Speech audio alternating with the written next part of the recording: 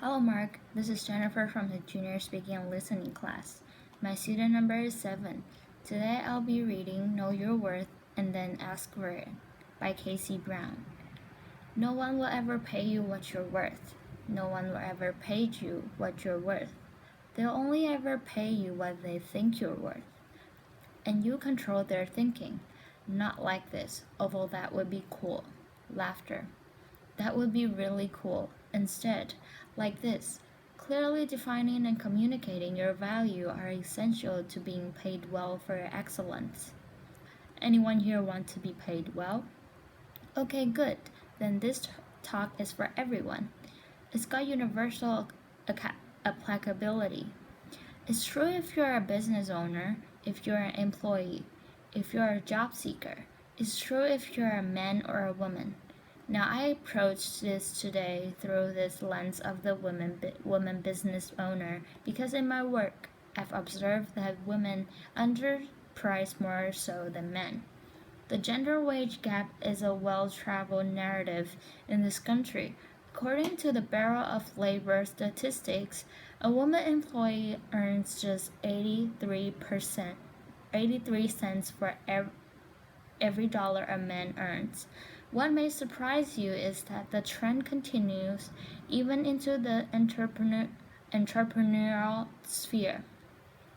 A woman business owner earns just 80 cents for every dollar a man earns.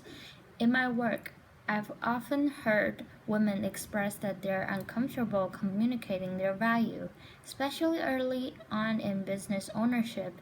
They say things like, I don't like to tote my own horn.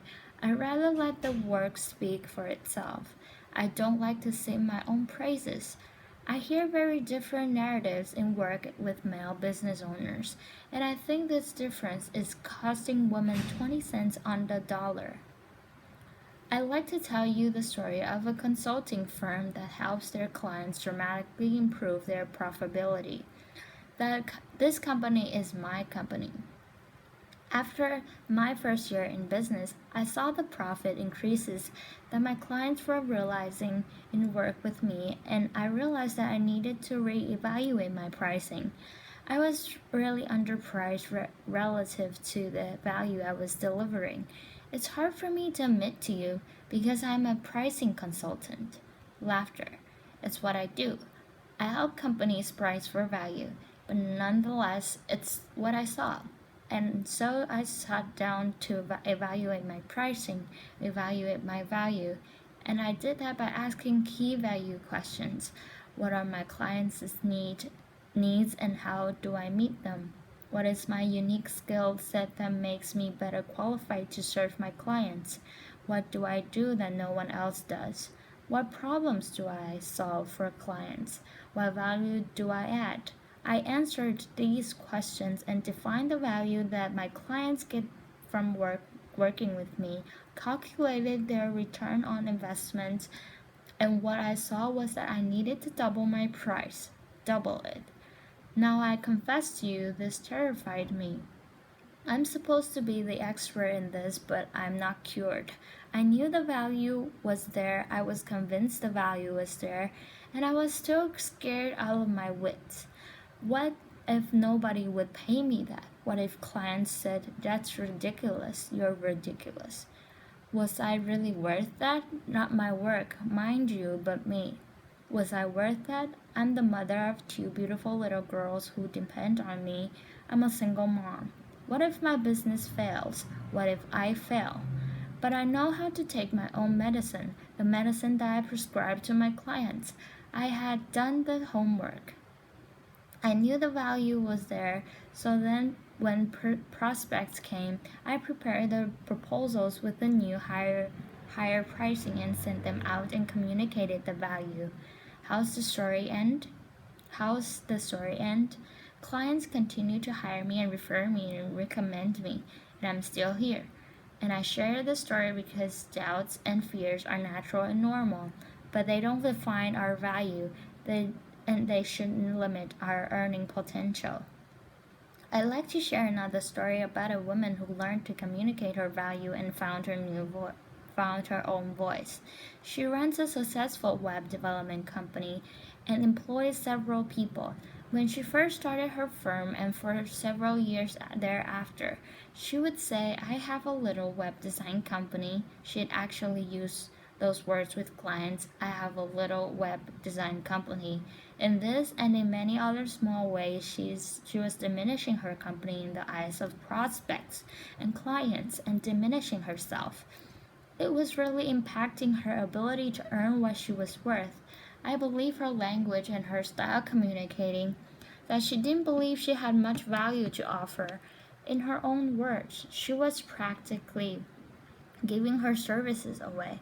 And so she began her journey to take responsibility for communicating value to clients and changing her message. One thing I shared with her is that it's so important to find your own voice, a voice that's authentic and true to you.